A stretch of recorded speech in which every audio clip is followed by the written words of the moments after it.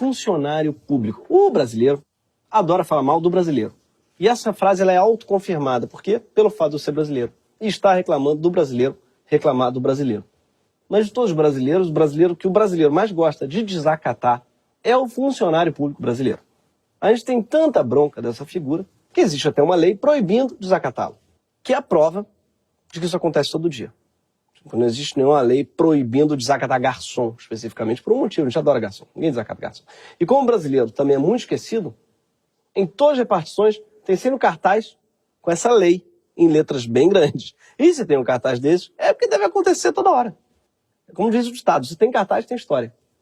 É como aquele cartaz de uma escola que dizia que não pode beliscar, não pode dizer que vai matar o colega. Para isso virar uma regra, tem até uma criança muito obcecada com dizer que vai matar o colega.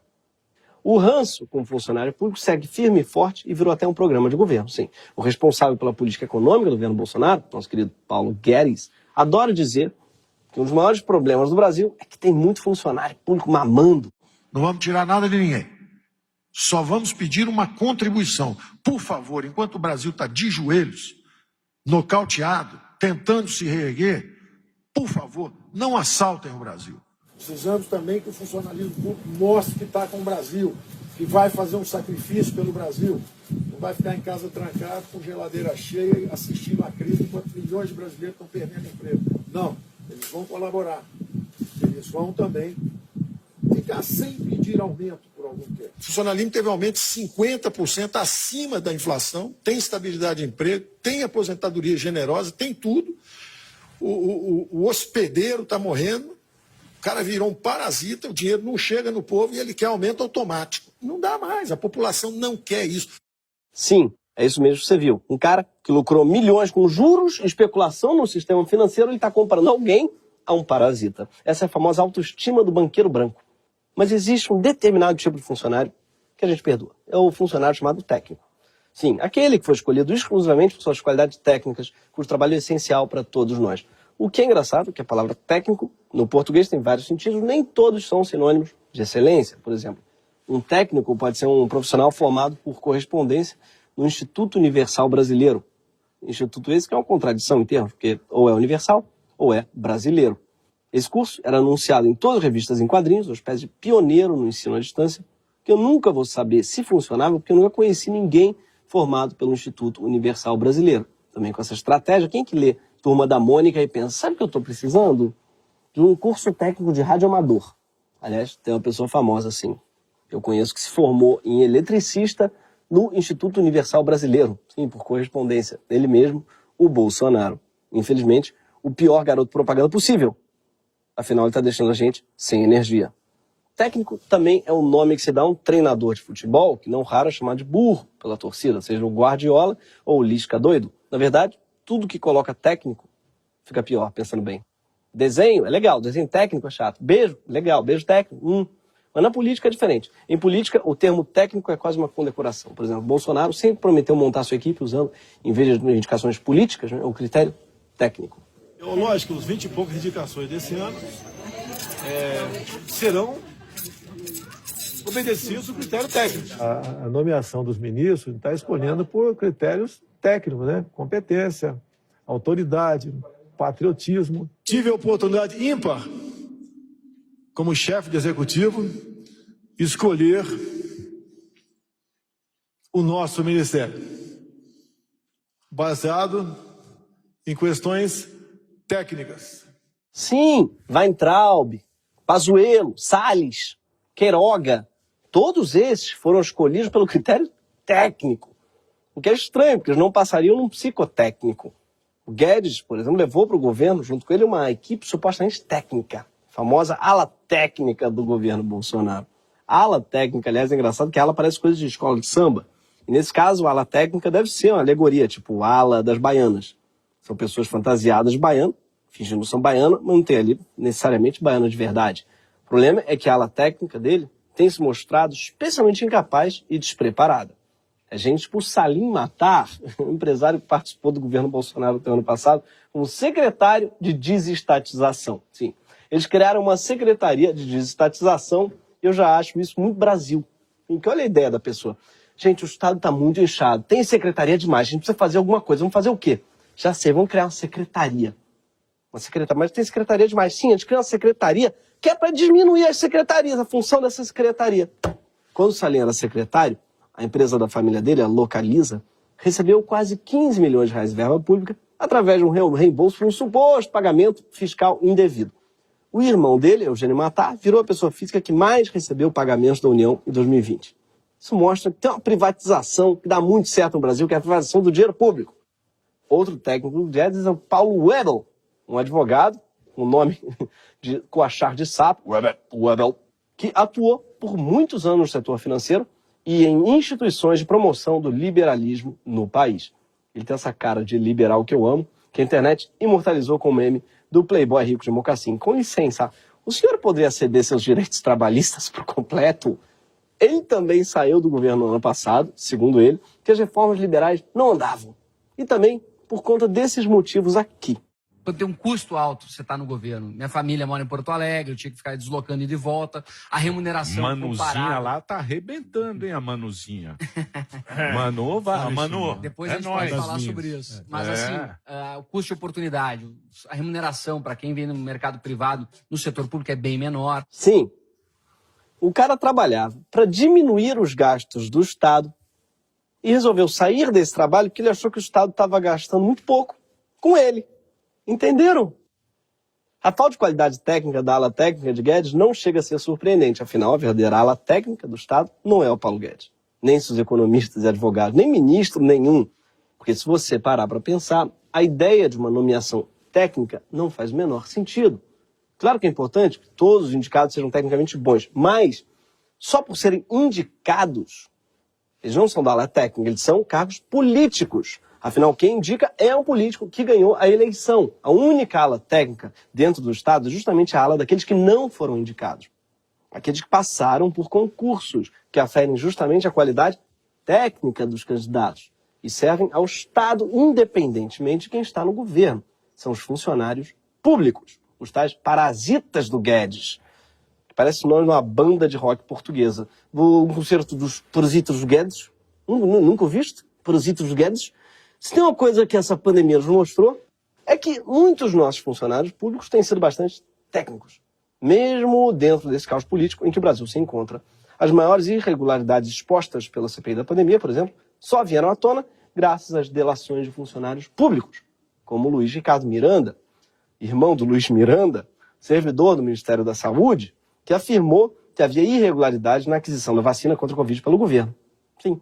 Saudade do tempo que a gente achava que o governo não estava comprando vacina por negacionismo. E não porque ele preferia comprar uma vacina não testada, superfaturada, vendida por um cabo da PM numa praça de alimentação. Outro funcionário público que ficou recentemente famoso foi um fiscal da Anvisa, que interrompeu o jogo das seleções do Brasil e da Argentina por violarem as regras sanitárias. Segundo o funcionário da agência, havia 4 jogadores argentinos que precisavam fazer isolamento de 14 dias ao chegar no país, e as federações tentaram burlar a legislação para que eles participassem da partida da mesma forma. E o resultado foi esse aqui.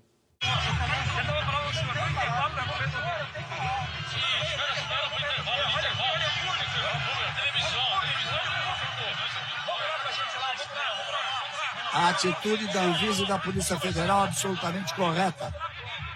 Eles estavam pedindo para o fiscal, pelo menos, para ele esperar o intervalo da televisão. Falaram, libera aí, deixa esses jogadores só mais 40 minutinhos aqui, deixa os moleques brincar. Sendo que os moleques, no caso, são os diretores da CBF. Para vocês entenderem o nível de intimidação, tudo indica que o presidente interino da CBF chegou a tentar colocar o funcionário da Anvisa no telefone com o ministro-chefe da Casa Civil. Essa indicação muito técnica, aliás, que é o Ciro Nogueira, do PP. Deputado desde 26 anos, formado na lista do Odebrecht, com pós-doutorado em estudos do Centrão ele tem. Enfim, o funcionário da Anvisa se recusou a falar com o Ciro e disse que aquilo era uma tentativa clara de intimidação. Esses atos de resistência dos nossos funcionários públicos só foram possíveis por um motivo, porque essa galera não estava com medo de ser demitida. Como disse o próprio Luiz Miranda, que era o chefe de logística dos insumos estratégicos no Ministério da Saúde, meu cargo não é indicação política, não sou filiado a nenhum partido, meu partido é o SUS, trabalho em defesa do interesse público.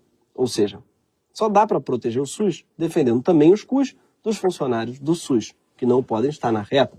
Essa particularidade do funcionário público, que é a estabilidade, é talvez a característica mais importante da carreira do servidor.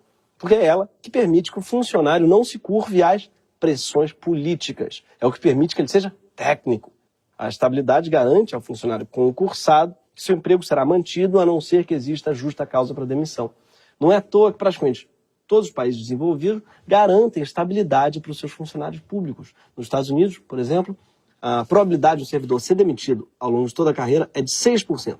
Mas deve ser porque eles são uma nação comunista, inchada, hipertrofiada, como o Eduardo Bolsonaro bem nos alertou. Os Estados Unidos estão perto de virar uma Venezuela. Pois bem, apesar de tudo isso, Paulo Guedes e seus falsos técnicos decidiram usar seus cargos políticos para atacar justamente a estabilidade do serviço público, ou seja, atacar os servidores técnicos. E para isso eles apresentaram ao Congresso um projeto chamado de Reforma Administrativa. Trata-se da PEC 32, escrita pelo Paulo Rebel e enviada pelo governo à Câmara dos Deputados no final do ano passado. A PEC está em tramitação nesse momento e o presidente da Câmara, Arthur Lira, já demonstrou ser favorável à sua aprovação, o que não surpreendeu ninguém, além de comentaristas que acham que o governo Bolsonaro tem uma ala técnica. Um dos pontos que serviram para justificar a PEC é a ideia de que servidores no Brasil ganham demais e têm muitos privilégios, e que a reforma ela serviria para limitar essas benesses. E realmente, alguns servidores, como certos juízes e membros do Ministério Público, chegam a receber mais de R$100 mil por mês, explorando as brechas da lei. A parte curiosa aqui é que quem deveria fazer valer a lei é quem melhor explora suas brechas.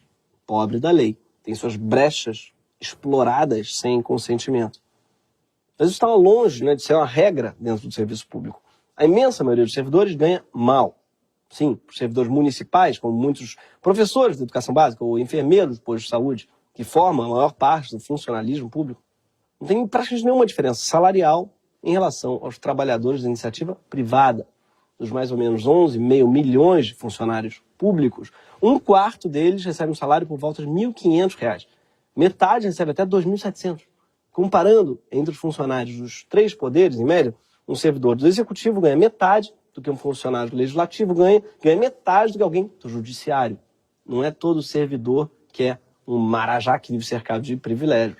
Existe essa categoria, que é o topo da pirâmide, que é muito exclusivo, enquanto a base imensa vive na dificuldade, numa precarização crescente, que é basicamente a descrição de tudo no país. O Brasil é um grande esquema de pirâmide, ou seja, o ódio ao funcionário público está mal direcionado. Faz sentido você odiar e querer desacatar aquele que está no alto da pirâmide, ganhando, inclusive, acima do teto. Não faz sentido direcionar o seu ódio para o servidor que está na ponta. Basicamente, não faz sentido odiar o Linneu, da vigilância sanitária, da grande família, caso você não esteja lembrando, quando, na verdade, o vilão é claramente o Mendonça, seu chefe. Segundo os técnicos de Guedes, a ideia da PEC 32 era corrigir injustiças e diminuir os custos da máquina pública. A gente imagina, então, que os maiores afetados devam ser, claro, os funcionários do alto, como chamava antigamente, do ó de penacho. Era a gíria para o alto funcionarismo público. Acabei de denunciar que no meu curso de letras a idade média era 74 anos. E os funcionários os altos funcionários públicos eram funcionários do ó de penacho, se falava. Na verdade, eles nem tinham sido incluídos na PEC, os funcionários do ó de penacho. Sim, o Ministério da Economia tinha excluído do texto todos os atuais juízes e promotores, por exemplo, além dos membros do Legislativo, claro, e também, pasmem, dos militares, ou seja, todos aqueles que eles chamavam no texto de membros do poder. Sim, esses são os membros que são mais inchados, se é que vocês me entendem. E que, por isso, os membros mais inchados entram nas brechas da lei. A reforma, do jeito que ela foi redigida, ela atingiria principalmente os funcionários do Executivo, cuja enorme maioria trabalha para as prefeituras brasileiras, como os professores da rede básica, os funcionários dos postos de saúde, aqueles que já são os que recebem menos. Em outras palavras, o governo quer mexer em salários de 3 mil e não em salários de 30 mil. Simplesmente para ficar mais fácil aprovar, já que não atinge quem tem mais poder de influência. O documento que a equipe do Guedes entregou em setembro tinha uma bizarrice muito grande, que era a proposta de acabar com o regime único do servidor e criar 5 novos tipos de vínculo. E só um deles teria estabilidade no trabalho. Sim, uma pequena minoria do serviço público. Quer dizer, a maior parte dos servidores ficaria à mercê das vontades do governante do momento, podendo ser sumariamente demitida se não fizesse o que o chefe manda. Isso daria ao prefeito da cidade, por exemplo, o poder de demitir o fiscal ambiental que multou sua fazenda, ou a enfermeira que se negou a deixá-lo furar a fila da vacina, ou o professor que deu nota baixa para o seu filho. Mas isso daí seria só no caso o filho do prefeito frequentar a escola pública, coisa que eu acho que não rola no Brasil. Mas rolam vários outros perigos. E essa retirada da estabilidade dos funcionários é defendida ferrenhamente por Bolsonaro. Já deixou bem clara a sua opinião sobre o assunto diversas vezes. O que nós pretendemos é, daqui para frente, quem toma posse não tem mais estabilidade. Até porque qual é o objetivo disso? É comum. Vamos falar em prefeitura. Um prefeito faz concurso, etc. Se bem que quase todos estão no limite do gasto, em conta a lei de responsabilidade fiscal. Mas qualquer contratação daqui para frente, o outro prefeito, uma vez assumindo, ele pode simplesmente demitir essas pessoas. Sim, ele fala de concurso público como se fosse uma contratação. Logicamente, o próximo prefeito pode demitir essas pessoas, mas é claro que na cabeça do Bolsonaro essa regra não valeria para todo mundo. Logicamente, algumas carreiras terão estabilidade. Como veio um delegado da Polícia Federal conversar comigo essa semana, acolhi o seu posicionamento, a Polícia Federal, a Polícia Rodoviária Federal, entre algumas outras Forças Armadas, não terão essa estabilidade quebrada. Afinal de contas, você não pode formar um garoto na Academia Militar das Agulhas Negras por 4 anos para especificamente ser militar. O cara é Forças Especiais, é comandos, é paraquedista, simplesmente mandar embora. Você não pode fazer isso. O Bolsonaro usa uma formação militar de 4 anos como motivo para dar estabilidade. O cara ficou lá 4 anos estudando. Como se as outras profissões não precisassem de formação nenhuma, né? Medicina é só chegar lá, cortar, meter, tirar o cano. Qual é o mistério? Mas dá para entender essa empatia dele com isso que ele chama esse garoto policial federal, já que é esse garoto que vai ter o poder de investigar os seus filhos. Aliás, é curioso que ele usa o exemplo de alguém que não pode ser mandado embora. Quando ele vai dar o exemplo, ele fala, mas um paraquedista, formado nas agulhas negras, é precisamente o caso dele. A empatia dele não é empatia porque é com ele mesmo, é uma autopatia. Só que 56% da população está querendo mandar esse paraquedista embora assim, Bolsonaro. Quanto antes, cara. Talvez justamente por essa relação tão íntima e empática entre Bolsonaro e as forças de segurança, que a reforma proposta pelos técnicos do Guedes ainda dava vários privilégios para os maiores aliados do governo, que são a polícia. Sim, com a reforma, os policiais garantiriam de volta a aposentadoria integral e também novas regras de pensão. Agora, o valor de pensão por morte para dependentes policiais pode ser vitalício e equivalente à remuneração do agente em caso de morte em exercício da função.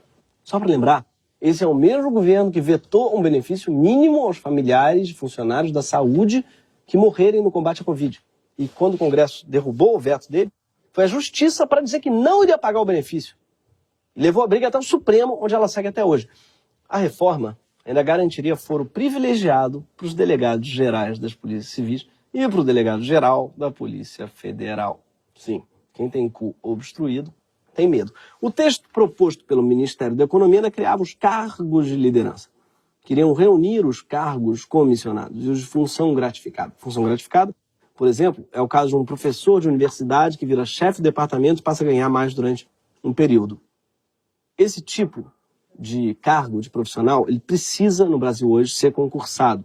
Mas, com a mudança que o Guedes propôs, cargos de liderança poderiam passar a ser ocupados por pessoas que não passaram por concurso nenhum. O Olavo de Carvalho, por exemplo. Ele poderia ser indicado pelo próprio presidente para chefe de departamento de filosofia da USP. Sem nem mesmo ser professor concursado de lá, na verdade, sem nem mesmo ter concluído o ensino fundamental. É como se toda universidade virasse uma espécie de governo Bolsonaro. E o resultado disso seria até 1 milhão de cargos de livre nomeação nas mãos do governo. E Bolsonaro poderia usar esses cargos imediatamente com bem entender. Não tem dúvidas que ele usaria o critério técnico. O mesmo que fez ele nomear um ministro da Educação que separou 3 chocolates de um punhado de 100 para ilustrar um corte de 30%. Ou um ministro da Saúde que não sabia o que era SUS. Ou o ministro da Justiça que posou com um calendário para provar que aquele era o seu perfil oficial no Twitter. Sim. Esse é o modelo ideal para quem contrata funcionário para pegar uma parte do salário dele. Não que Bolsonaro, enfim, fizesse isso, mas vamos supor, não é, que tivesse hábito de contratar pessoas para ficar ali com... Imagina, ter 1 milhão de pessoas para contratar, que beleza que não daria. Afinal, não dá para dizer, né, que os 102 familiares que Bolsonaro contratou para os seus gabinetes, que a família Bolsonaro contratou, foram escolhidos todos pelo critério técnico. Mas o critério que eles escolheram mais me parece ter sido quem tem conta no Bradesco e na família? Quais são os cunhados que sabem fazer um saque na boca do caixa? Acho que esse era o critério de contratação do gabinete do Bolsonaro. Por fim, a PEC 32, do jeito que foi proposta, ela criava mais 2 tipos de funcionários sem estabilidade. Eles seriam a maioria do serviço público, eles seriam contratados sem CLT. No fundo, parece que era isso mesmo que o governo Bolsonaro queria criar. Queria criar ainda mais castas dentro do serviço público. Privilegiar ainda mais o parasitismo e, ao mesmo tempo, destruir a carreira da maior parte dos servidores, estimulando a politização e a corrupção. Essa reforma administrativa está parecendo as reformas do Luciano Huck no Lata Velha. Tipo aquela vez que ele transformou o carro de um pedreiro naquilo que ele chamou de pedreiro móvel, que é o mesmo carro, só com um tijolo pintado na lataria e no estofado. O carro acabou abandonado pouco tempo depois, obviamente. A PEC proposta pelo Guedes ainda não foi aprovada pelos deputados e seu texto original era tão merda que ele foi radicalmente desidratado na comissão especial da Câmara. Os 5 novos tipos de vínculo já caíram, por exemplo, o que deixou a PEC menos apocalíptica, mas isso não significa que a reforma tenha ficado boa. Ela ainda é bem ruim, principalmente na instituição de um vínculo temporário, que acaba com a estabilidade para várias carreiras do serviço público. Estabilidade num país que tem Bolsonaro como presidente é especialmente relevante.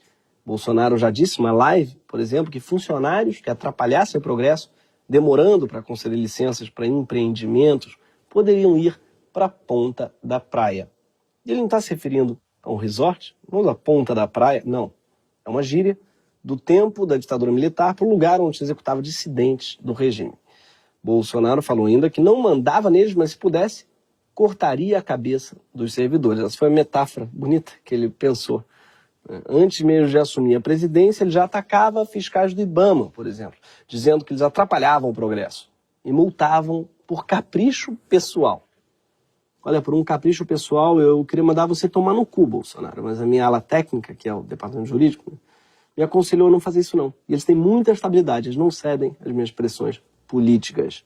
Quer dizer, Bolsonaro e seus falsos técnicos do Ministério da Economia estão tentando acabar com os verdadeiros técnicos do Estado. Isso tudo com os aplausos de um monte de gente na mídia que comprou essa ideologia bolsonarista da ala técnica para botar um freio na suposta ala maluca, como se tivesse essa diferença nesse governo. E é claro que fica a pergunta, se Guedes e seus técnicos conseguirem mesmo diminuir a ala técnica do Estado, com funcionalismo público, quem vai executar os serviços que hoje são públicos, como educação, saúde? Sim, porque o corpo de funcionários públicos brasileiros, na verdade, não é muito grande. Comparando com outros países, o Brasil tem até pouco funcionário público. A relação entre o número de funcionários públicos ativos e a população é de 5%, o que é uma porcentagem bem mais baixa do que a média dos países da OCDE. O nosso número de servidores corresponde a 12% do total de empregados no país, enquanto a média dos países desenvolvidos é de 20%. Estados Unidos, Reino Unido, Canadá e França são alguns lugares que têm um funcionalismo bem maior do que o nosso. Eles falam que o nosso funcionalismo é inchado, mas a verdade é que ele também é anêmico. Eles estão sendo gordofóbicos em relação a ele. Tá? Ele retém líquido nas extremidades, isso sim, mas só isso. Se a gente perder nossos funcionários públicos, só vai ter um jeito de entregar os serviços que a população precisa, através de iniciativa privada. E se tem uma coisa que essa pandemia nos ensinou, é que deixar esse serviço na mão da iniciativa privada é uma péssima ideia. Vejam só o caso da Prevent Senior. A operadora de saúde está sendo acusada por testemunhas de reduzir o oxigênio de pacientes graves, conduzir experimentos médicos ilegais e de omitir mortes num estudo sobre a hidroxicloroquina, que eles fizeram justamente para demonstrar a suposta eficácia do remédio. Ao que tudo indica, os caras deram cloroquina para umas 600 pessoas sem nem ter o consentimento do paciente ou da família. Pelo menos 9 pacientes morreram por causa do tal kit Covid deles. Por que os médicos da Prevent Senior levaram todo esse tempo para falar sobre o caso? Por medo de demissão e outras formas de retaliação. Coisa que eles não teriam tido se fossem funcionários públicos, com estabilidade. Quer dizer, achar que serviços públicos estariam melhor na mão do sistema privado não faz o menor sentido. Por isso que numa coisa, realmente, os críticos do nosso Estado têm razão. Às vezes, o governo brasileiro ele tem tolerância demais com gente que é muito, obviamente, incompetente. Pega o caso do Paulo Guedes. O cara dirige a economia brasileira faz quase 3 anos, até agora não acertou uma. Em 2020, ele disse que com 5 bilhões de reais no máximo, ele aniquilava o coronavírus. Já gastou mais de 500 bilhões. Até agora a pandemia não parou de se agravar. Ele previu que a recuperação econômica brasileira seria em V. Até agora ela tem sido em zeta minúsculo, aquela letra grega. Ele disse que se ele fizesse muita besteira, o dólar podia chegar a R$5. Já passou de 5 faz tempo. Chegou perto de 6. Sob sua gestão, o real foi uma das moedas que mais perdeu valor no mundo inteiro. E o PIB brasileiro teve os piores desempenhos da história. Como diz a analista política MC Carol, a piroca não cantou. Muito menos era grossa. Eu caí legal na propaganda enganosa. E apesar de todas essas promessas furadas, Guedes continua no cargo. Sim, ele está lá. No cargo, sentado. E suas propostas continuam tramitando no Congresso como se merecessem qualquer tipo de atenção. Ele está lá com a geladeira cheia, assistindo a crise, enquanto milhões de brasileiros estão perdendo emprego. Qualquer funcionário que prometesse tanto e não entregasse nada já teria sido demitido faz tempo. É por isso que a única reforma administrativa do Guedes que eles deveriam aceitar seria ele reformar a administração do próprio ministério que ele comanda, dando um exemplo de sacrifício pessoal pelo Brasil. Sim, está mais do que na hora do Guedes se demitir da iniciativa pública e voltar para a privada. Esse foi o Greg News.